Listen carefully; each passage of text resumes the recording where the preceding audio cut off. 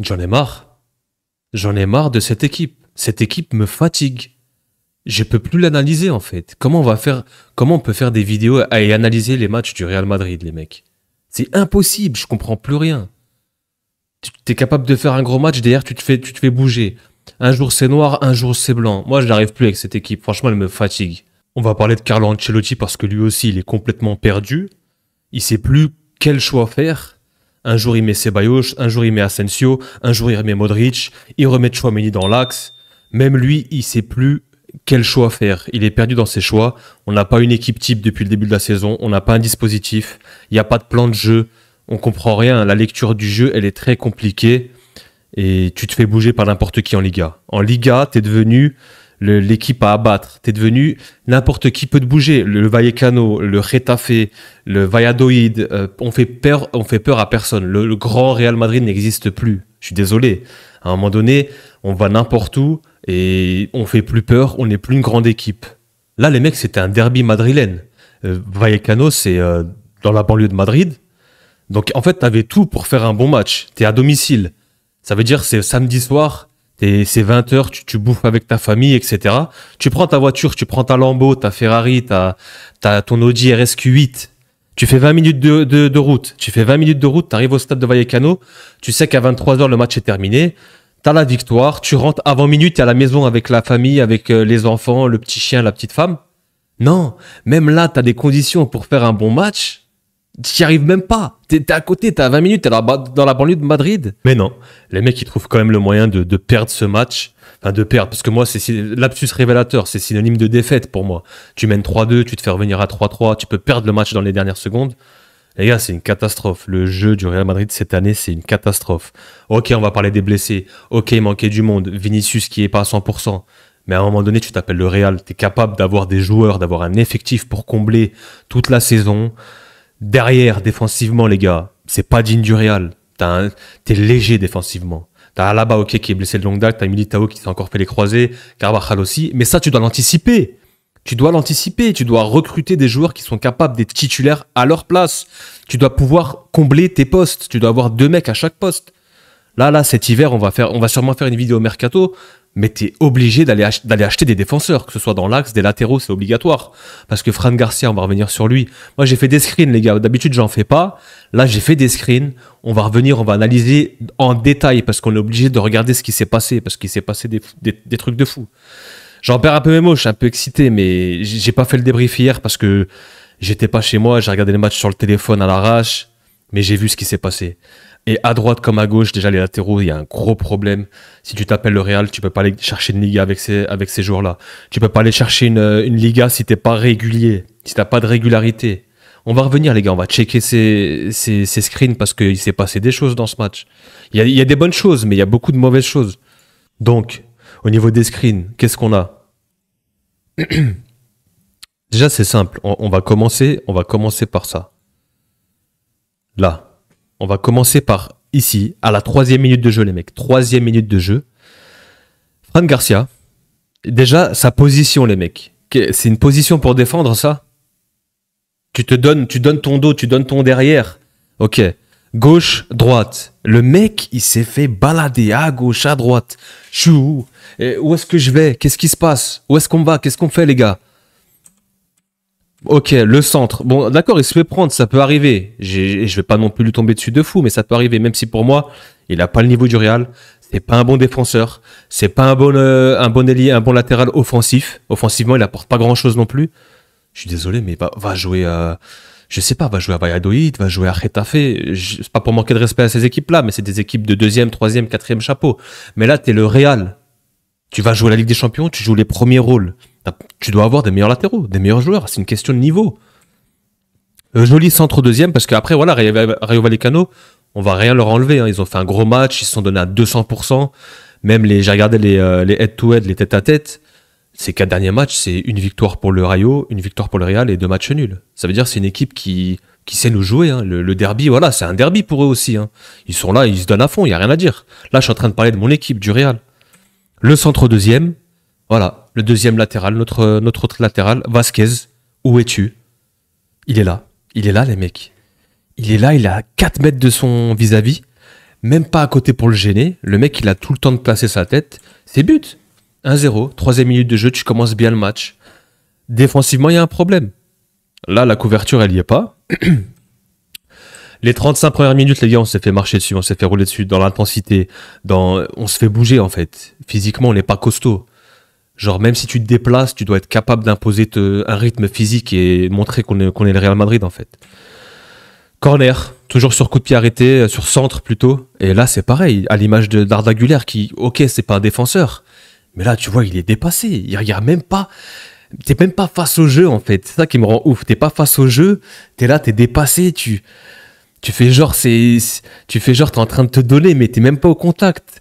Vasquez, il est spectateur. Tout le monde est spectateur. Bellingham au premier poteau. Valverde, tous nos gros gabarits sont là. On n'a pas un gros gabarit au deuxième. On met personne au deuxième. Tu dois en avoir un sur chaque. Tu sais, quand c'est une défense en zone comme ça, tu mets un mec au premier poteau, un Bellingham, et tu mets un Rudiger ou un Tchouaméni, tu les décales au deuxième poteau. T'essaies d'avoir une grosse ligne avec des mecs imposants. Mais là, les gars, Vasquez, il est dépassé encore une fois. Il est sur les 2 buts. Arda, on peut pas trop lui en vouloir. C'est pas un défenseur. C'est pas normal. La défense en zone, il y a un problème. Tu te fais mener 2-0. Déjà, moi, quand je vois ça, je me dis, mais il y a un problème.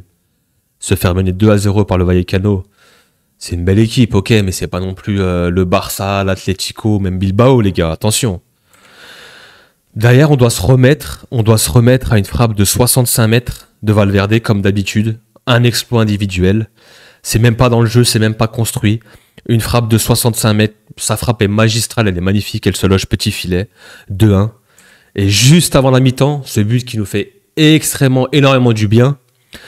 Sur un centre de Rodrigo, d'ailleurs Rodrigo qui a fait un super match. Moi j'ai beaucoup aimé son match, il retrouve des jambes. J'espère juste qu'il va tenir physiquement, qu'il va pas se reblesser, qu'il va pas rechuter. Et sur ce beau centre, Bellingham qui se projette encore une fois, le meilleur madrilène cette saison. C'est clair et net, il n'y a pas de débat les mecs. Il se projette encore, ses courses vers l'avant, il est derrière, il est devant, il est sur les côtés, il couvre tout le monde. L'abattage physique de ce mec les gars, pour moi c'est le joueur leader de cette équipe. Il est encore là pour mettre sa tête pour passer devant le défenseur, tête croisée, 2-2, juste avant la mi-temps, c'était inespéré. Moi je suis content quand je vois ça, je me dis bon, on fait une remontada déjà. On va voir en deuxième mi-temps. Si on arrive à être sérieux, on peut remporter ce match. C'est ce qui s'est passé. 10 minutes après la reprise des vestiaires, il y a cette frappe de Rodrigo, du gauche s'il vous plaît, auquel est légèrement contré, mais il arrive à loger cette frappe. L'initiative est bonne.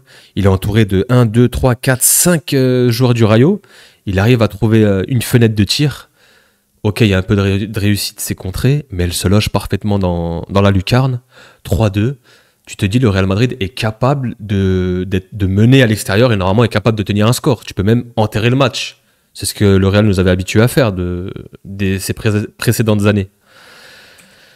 Et là, 10 minutes plus tard, même pas, il y a ce centre. Il y a ce centre où en fait, j'aimerais revenir sur cette action, les gars. Sur cette action, en fait, j'aimerais mettre l'accent sur le Rayo et pas sur le Real. Parce que le Real est plutôt en place. Il y a les 2 défenseurs centraux qui sont là. Donc on a Tchouaméni et Rudiger qui sont plus ou moins en place. Il y a Valverde qui donne Valverde et Modric dans la surface qui donne le soutien aussi, cet apport défensif. Pour moi, je ne sais pas si c'est un tir. On dirait un centre-tir plus ou moins. Je ne sais pas s'il avait vraiment voulu centrer. Mais là, en fait, ce que j'aime beaucoup, c'est qu'il y a Easy. Il s'appelle Easy, il me semble, ce joueur. Il y a Easy qui a fait un très très gros match, et qui a fait un très très gros match. Son abattage lui aussi au milieu de terrain, il s'est beaucoup donné. T'as l'impression, voilà, quand tu joues contre le Real, tu te donnes à 200% de toute façon. Il y a l'exposition, tout le monde te regarde, les caméras. Donc moi en tant que joueur, je ferais pareil. Et je me donnerais à 200%. C'est ce qu'il a fait durant tout le match. Et là encore, il se projette. Il est en mouvement. C'est un des seuls qui est en mouvement. Tout le monde est statique. Et il arrive lancé. Il n'est pas hors jeu. Il arrive lancé. Il la dévie. Courtois peut pas faire grand chose parce que sur ce genre de ballon, c'est compliqué, c'est dévié au dernier moment et tu te fais surprendre. Il peut pas faire grand chose. À la limite, sur les premiers buts, peut-être que la première tête, il peut peut-être s'allonger un peu plus, mais il est surpris. Mais là, il peut rien faire. Et je tiens à saluer cette course, cet engagement, cette volonté d'aller marquer, cette course vers l'avant. Et du coup, il vient couper cette balle et bravo à lui. Et nous, on est statique. Mais là, j'ai envie de mettre l'accent sur l'action offensive, qui est très très bien menée. Il n'y a rien à dire. Il y a ce fait de jeu. En fin de match, à 10 minutes de la fin. où on voit clairement que bah il y a Vinicius qui fait une petite aile de pigeon pour s'emmener le ballon et il y a ce contact. Il y a ce contact clairement qui c'est un coup de pied dans le tibia, hein, tout simplement. Le défenseur veut dégager le ballon, mais pour moi, ça aurait dû être revu à la VAR, mais ça l'a pas été fait parce que bah, Vinicius, on sait que lui déjà avec les arbitres, Vinicius, son entrée, j'ai pas aimé et son comportement, il m'exaspère au bout d'un moment. C'est un super joueur, on sait que c'est un top joueur, c'est un joueur qui peut prétendre au Ballon d'Or, etc. Mais au niveau du comportement, au niveau du fair play, au niveau de l'attitude, le mec, il fait toujours preuve de nervosité, il est toujours nerveux, il est toujours angoissé, il est toujours en train de gueuler.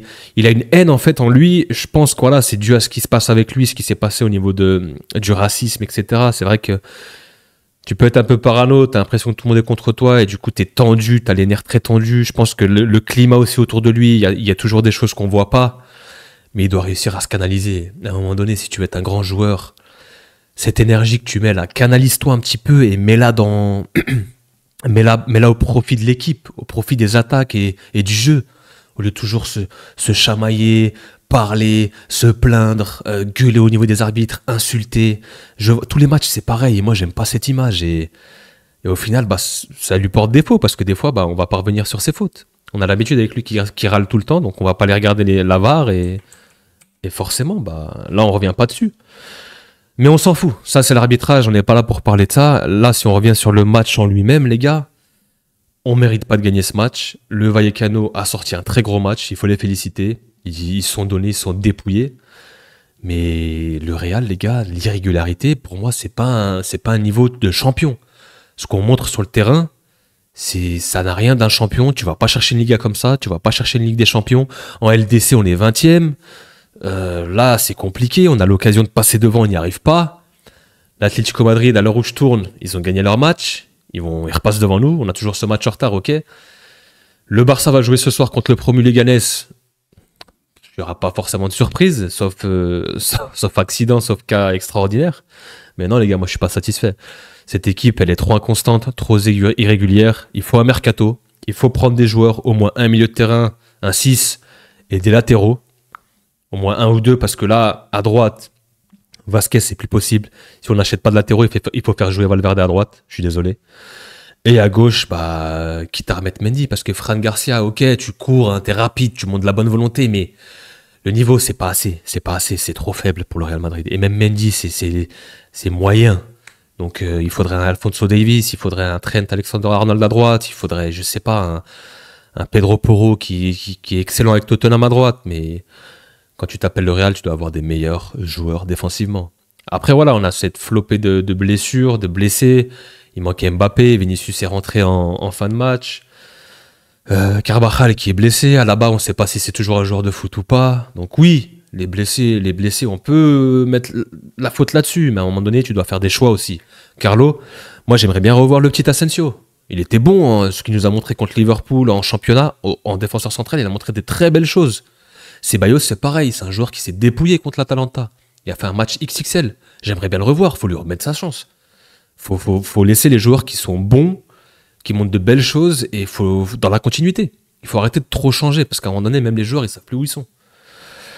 Enfin bref, c'était un petit coup de gueule, les gars. Moi, j'arrive plus à analyser cette équipe. Un jour, je vais faire une miniature et une vidéo où on est les meilleurs. Le Real est de retour. Le week-end d'après, ou 3 jours après, c'est la crise. C'est le grand 8, c'est le yo-yo, c'est le ping-pong, tout ce que vous voulez. Moi, j'arrive plus. À un moment donné, on est même plus crédible, en fait. On sait plus quoi dire. C'est la culture de l'instant, bien sûr, mais à un moment donné, cette équipe, elle me rend dingue. L'ascenseur émotionnel, et heureusement, on a encore des sauveurs comme Valverde, comme Bellingham, qui est monstrueux. Il faudrait récupérer tout le monde et avoir un plan de jeu, un dispositif bien défini.